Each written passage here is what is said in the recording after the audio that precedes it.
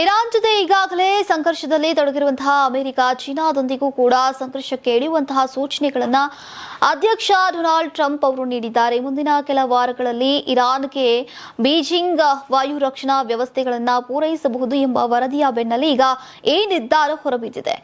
Fox news ಜೊತೆಗಿನ ಸಂದರ್ಶನದಲ್ಲಿ ಈಗ ಟ್ರಂಪ್ ಈ ಹೇಳಿಕೆಯನ್ನು ನೀಡಿದ್ದಾರೆ. ಇತರೆಯ ದೇಶಗಳಂತೆ ಚೀನಾ ಕೂಡ 50% ಸುಂಕವನ್ನ ಎದುರಿಸಬೇಕಾಗತ್ತೆ ಅಂತ ಎಚ್ಚರಿಕೆಯನ್ನ ನೀಡಿದ್ದಾರೆ. ನೀವು ಸಣ್ಣ ಆಗ್ಬೇಕಲ್ವಾ, ಅದು ಒಂದು ಉತ್ತಮ ಆಹಾರದಿಂದ ಸಣ್ಣ ಆಗ್ಬೇಕಲ್ವಾ. ಪ್ರತಿದಿನ ನಮ್ಮ ಜೀನಿ ಸ್ಲಿಮ್ ನ ಯೂಸ್ ಮಾಡಿ ಯಾವುದೇ ಸೈಡ್ ಎಫೆಕ್ಟ್ ಇಲ್ದಂಗೆ ನೀವು ಸಣ್ಣ ಆಗ್ತೀರಾ.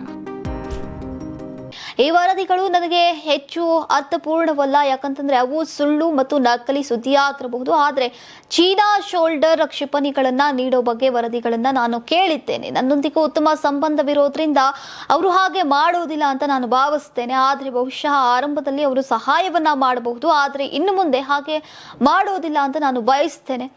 ಏನೋ ಅವರೇನಾದ್ರೂ ಆ ರೀತಿ ಮಾಡುವುದು ನಮ್ಮ ಗಮನಕ್ಕೆ ಬಂದ್ರೆ ಖಂಡಿತ ನಾವು ಅವರಿಗೆ 50% ಸುಂಕವನ್ನ ವಿಧಿಸ್ತೇವೆ. ಇದು ದಿಗ್ಭ್ರಮೆಗೊಳಿಸುವಂತಹ ಸಂಗತಿ ಹಾಗೂ ದಿಗ್ಭ್ರಮೆಗೊಳಿಸುವ ಮೊತ್ತವಾಗಲಿದೆ.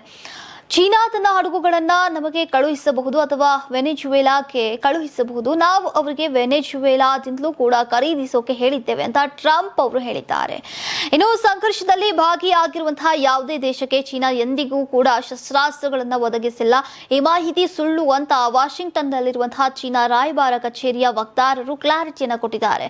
ಹಾಗೂ ಟ್ರಂಪ್ ಮುಂದಿನ ತಿಂಗಳ ಆರಂಭದಲ್ಲಿ ಚೀನಾದ ನಾಯಕ ಕ್ಸಿ ಜಿನ್ಪಿಂಗ್ ಅವರೊಂದಿಗೆ ಈಗ ಮಾತುಕತೆ ನಡೆಸೋಕೆ ಬೀಜಿಂಗ್ಗೆ ಭೇಟಿಯನ್ನ ನೀಡಲಿದ್ದಾರೆ ಎನ್ನಲಾಗ್ತಿದೆ.